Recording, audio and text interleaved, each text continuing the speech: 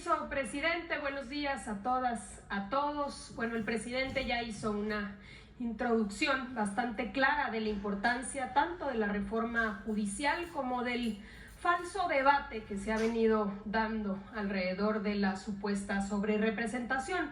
Pero es importante porque, como sabemos, esta reforma fue presentada por el presidente el 5 de febrero y se está discutiendo hoy en el Congreso.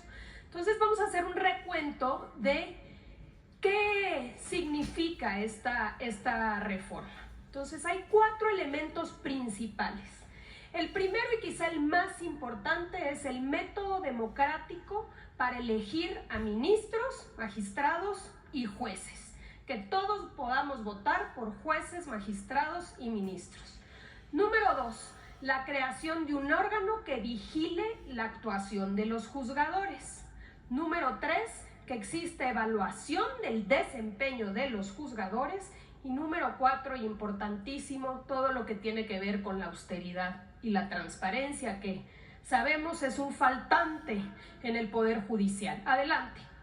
Respecto al primer tema, la elección popular de ministros, magistrados y jueces. ¿Qué tenemos actualmente? Ponemos antes porque es antes de la reforma. En realidad es lo que sucede hoy en día. Hoy en día los ministros son propuestos por el presidente y son elegidos o seleccionados por el Senado de la República. En el caso de los jueces y los magistrados, estos son seleccionados mediante un proceso cerrado de los que hacen carrera judicial, o sea, los que pertenecen al Poder Judicial, y dirigidos por el personal del Poder Judicial. Así se eligen actualmente a los jueces, magistrados y ministros. ¿Qué propone la reforma? Primer elemento, que todos los cargos se elijan por el voto personal libre, directo y secreto de toda la ciudadanía, de todas y todos nosotros. Que las convocatorias para poder participar y poder ser electo sean abiertas a toda la ciudadanía, todos aquellos que cumplan con los requisitos que establece la Constitución, que es tener licenciatura en Derecho, con un promedio mínimo de 8 y 9 en la materia para el cual voy a aplicar, es decir, se va a aplicar para ser juez penal en las materias de penal, cartas de recomendación de la ciudadanía y ensayos que puedan respaldar esta candidatura, que puedan decirnos por qué quieren ser juzgadores en nuestro país. Comités de evaluación que seleccionan los perfiles con la mejor trayectoria y preparación y que destaquen en algo que es fundamental, que es su honestidad. Esto es lo que propone la reforma. Número 2. Un órgano que vigile la actuación de los juzgadores. Hemos hablado mucho de la importancia que exista esto. ¿Por qué? ¿Qué sucede actualmente? Hoy existe el Consejo de la Judicatura Federal como un órgano administrativo y también de disciplina. Pero este consejo en realidad depende de la Suprema Corte de Justicia. La presidenta de la Suprema Corte a su vez preside el Consejo de la Judicatura, entonces es integrado por los mismos miembros del Poder Judicial, es juez y parte en esta vigilancia. Facultades muy acotadas, porque por esta supuesta libertad de jurisdicción, en realidad es que no se puede entrar a evaluar las resoluciones de los juzgadores, no pueden ser cuestionadas ni revisadas. Entonces hay sanciones mínimas y excepcionales. ¿Qué plantea la reforma? La reforma plantea la creación de un tribunal de disciplina judicial como una autoridad independiente a la Suprema Corte, integrado por magistrados electos por voto popular. Facultades amplias para este tribunal para poder investigar la actuación de cualquier juzgador, incluyendo que sus resoluciones estén apegadas a derecho. Va a recibir quejas de la ciudadanía, quejas de posible corrupción, quejas de parcialidad y va a evaluar e investigar a los juzgadores y puede sancionar, incluyendo la sustitución la suspensión o la destitución cuando se demuestren fallas graves. Adelante. Por el otro lado, una evaluación del desempeño, cómo funciona con los funcionarios públicos. ¿Qué pasa actualmente? Una vez ratificados, los jueces y magistrados son inamovibles hasta su jubilación o su muerte. Los jueces y los magistrados no tienen en realidad la obligación de someterse a evaluaciones periódicas, entonces no existen consecuencias, por ejemplo, de algo que también aquí hemos hablado, de excederse en los plazos máximos que establece la ley para resolver un asunto. ¿Qué acaba pasando? Que se mete un asunto en el cajón y se puede dejar ahí meses o hasta años sin resolverse. ¿Qué se está planteando actualmente? De entrada, que cada 9 años los jueces y los magistrados vuelvan a la boleta. El pueblo de México nuevamente va a decidir si han desempeñado bien su trabajo y por ello si los ratifica o no mediante el voto popular. Los jueces y magistrados electos van a ser evaluados durante su primer año en su encargo y si se detecta que hay alguna problemática pueden ser suspendidos o destituidos. Y finalmente, algo muy importante, la obligación de dar aviso y justificar demoras procesales, pero el Tribunal de Disciplina puede detectar que hubo o que está habiendo dilación en la resolución de un proceso y sancionar a estos juzgadores. Adelante. Y finalmente, un elemento también importantísimo.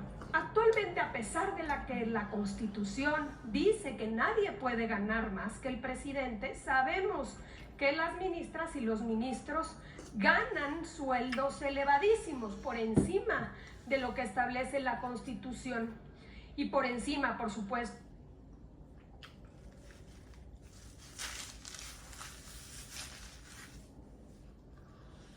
de lo que gana el presidente. Los ministros también reciben una pensión vitalicia y finalmente existen estos famosos fideicomisos y fondos que han sido utilizados de manera discrecional.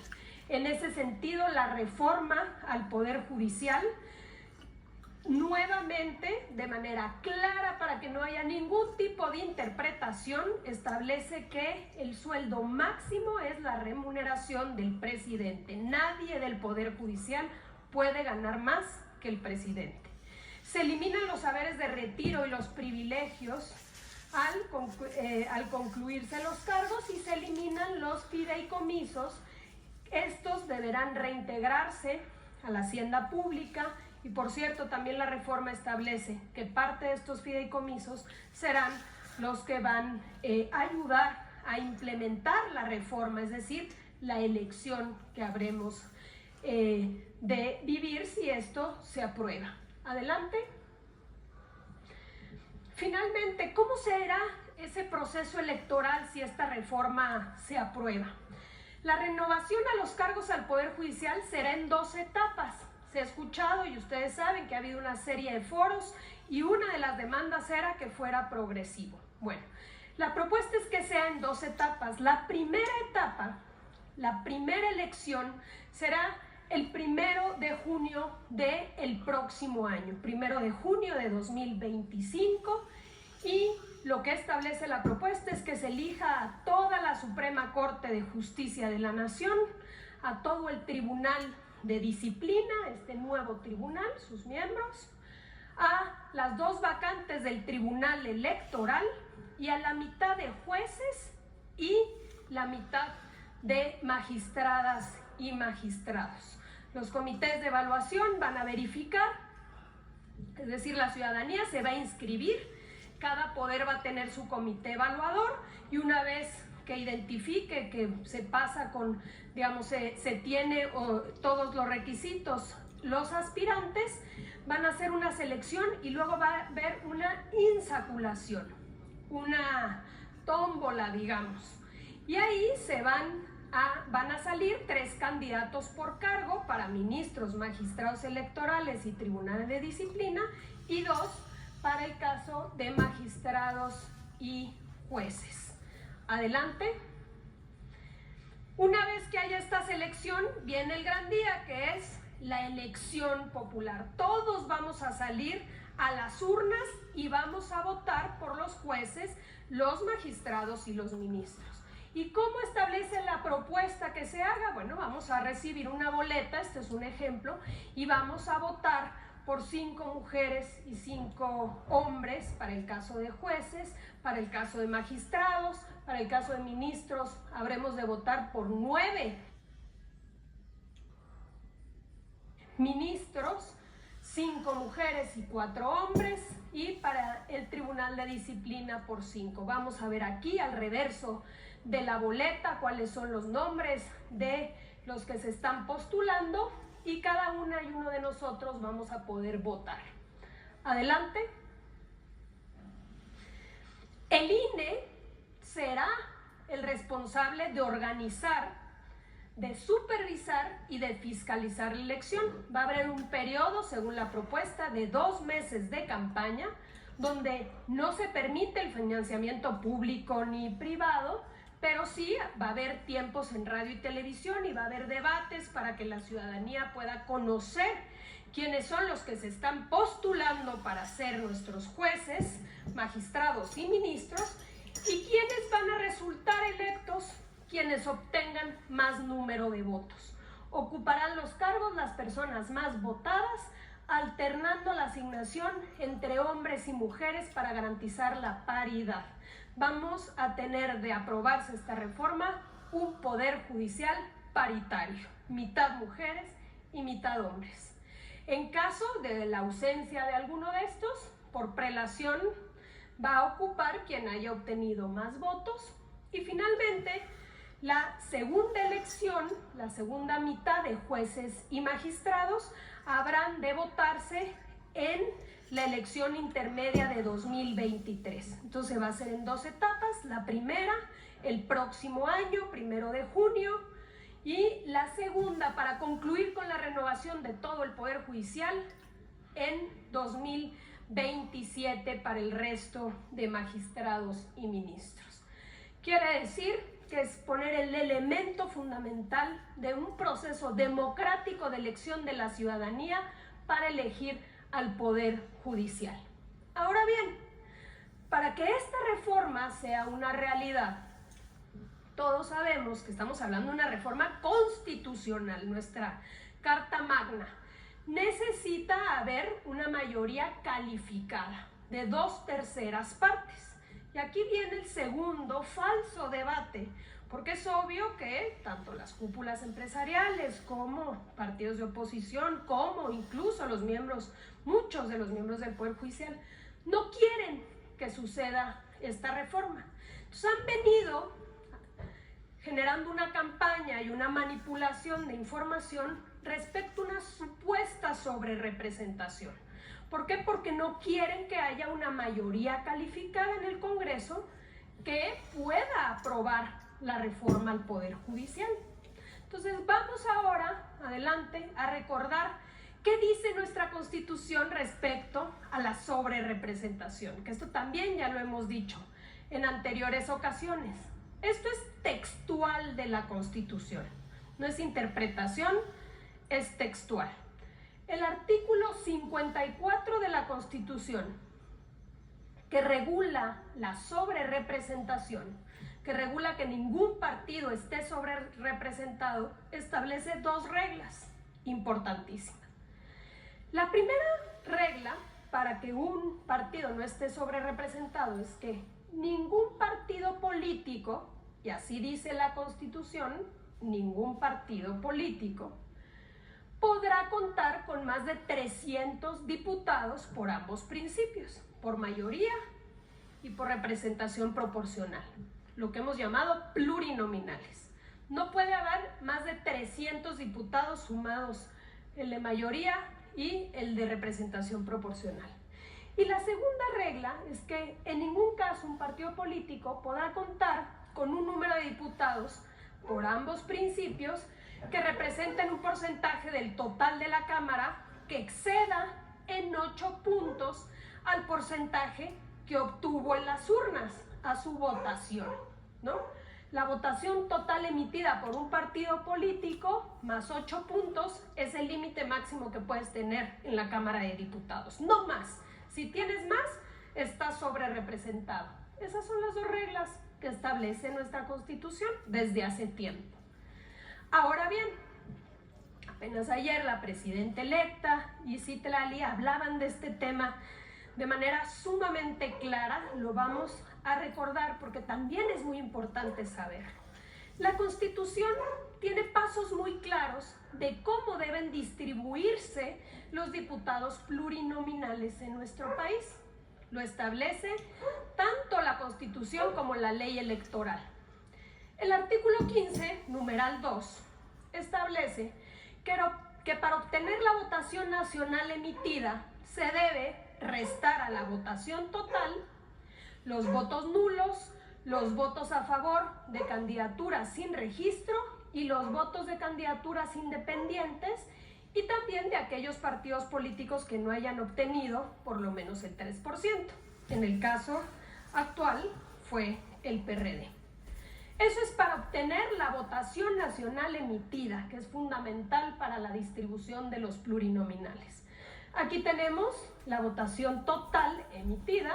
Hay que restarle los votos nulos o candidatos sin registro, los votos por independientes o partidos con menos del 3% y te da la votación nacional emitida. En este caso, 55.705.598. Adelante.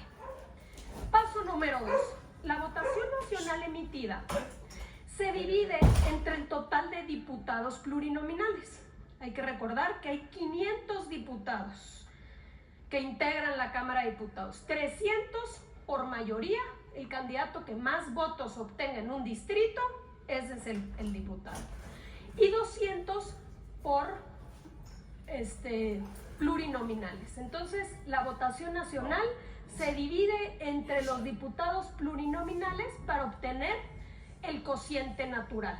Aquí está, los 55.705.000 entre 200 te da 278.520. 17, que es el cociente natural. Adelante. Paso número 3. Dice la Constitución: se determina el número de diputados que se asignarán a cada partido político dividiendo su votación total entre el cociente natural. Entonces hay que hacer en cada uno de los partidos políticos. En el caso de Morena, Morena obtuvo 24 millones de votos, 24.286.000. Entre el cociente natural, te dice cuántos diputados por representación proporcional deben asignarse. 87, en este caso vamos a poner los decimales para ver la cuarta regla, pero son 87 diputados. El PAN obtuvo 10.049.000 votos. Entre el cociente natural, 36 diputados plurinominales. El PRI obtuvo 6.623.000 votos. Entre el cociente natural le tocan 23 diputados. Movimiento Ciudadano, 6.497.000 votos. Entre el cociente natural le tocan 23 diputados. El Verde, 17 diputados y el PT, 11 diputados. Así se asignan los diputados plurinominales. Ahora, si nosotros sumamos todos los enteros, nos da 197. Faltan 3 diputados para distribuirse. ¿Qué dice la siguiente regla? Dice, cuando sobren diputaciones por repartir tras aplicar el cociente natural, estas se reparten entre los partidos que tengan el resto mayor de sus votos, iniciando por aquellos cuyo decimal se acerque más al entero. Si regresamos al anterior, por eso importan los decimales.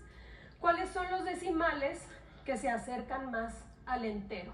Como podemos ver aquí, es el caso del PRI, .78, del PT, .69 y del Verde Ecologista, .93. La Constitución entonces dice que debe asignarse un diputado más al Verde, un diputado más al PT y un diputado más al PRI. Adelante. Aquí está. Ahora sí, si sumamos los 197 más estos 3, te dan los 200 diputados plurinominales. Adelante. Finalmente llegamos a esta tabla que hemos mostrado en anteriores ocasiones. Aquí están los diputados que se ganaron por mayoría. Y estos son los de representación proporcional, los plurinominales que acabamos de ver. Y aquí están las dos reglas básicas de la Constitución para que nadie esté sobrerepresentado. Iniciamos con el caso de Morena, fíjense bien. Morena obtuvo o ganó por mayoría 161 distritos, o sea, 161 diputados. Y como ya vimos, según la Constitución, le tocan 87 plurinominales. La primera pregunta, hay que sumar estos dos, te da 248. Primera pregunta, 248 rebasa los 300 como límite máximo que establece la Constitución. No. Segunda pregunta, que es la segunda regla, la votación total emitida por partido más 8 puntos como límite máximo de curules. Aquí vemos que si sumamos estos dos, los 248, te da 49.6. ¿Cuál fue la votación nacional emitida? 43.59. 43 más 11 te da 51. Quiere decir que no se exceden los 8 puntos, porque representaría 49.6%. Ninguna de estas dos reglas se violenta con esta distribución, pero todavía vamos más allá. Adelante. Este criterio se ha sostenido en todas estas elecciones, en el 2009, en el 2012, en el 2015, en el 2018, en el 2021, ha sido la distribución de plurinominales que establece la ley y la Constitución, que por partido no puede excederse de 300 y que por partido no puede excederse de 8 puntos más que la votación total emitida. Así ha sido siempre desde la reforma del 2008, que por cierto el PRI aprobó y que eliminó que se consideraba como coaliciones a los partidos políticos. Desde entonces siempre se ha cumplido con esta regla. Hoy, ¿cuál es la pretensión o cuál es el supuesto debate? Dicen que se haga una interpretación de la Constitución. Y les gustaría, si me ponen la primera, que como dice la Constitución, donde dice la Constitución partidos políticos, que es la primerita, que en lugar de que cumplan con la Constitución y donde dice partidos políticos, que ahí le borren y le pongan coalición. Y ellos quisieran que dijeran ninguna coalición podrá contar con más de 300 diputados. Pero la Constitución dice partidos políticos y desde 2009 siempre se han distribuido igual. Esta es la hipocresía de cuando hablamos de la ley es la ley y del Estado de Derecho.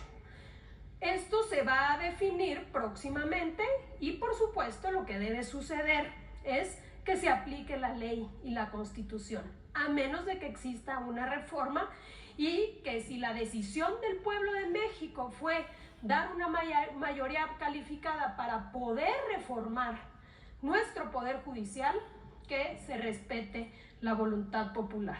¿Es cuánto, presidente? Más claro no canta el gallo.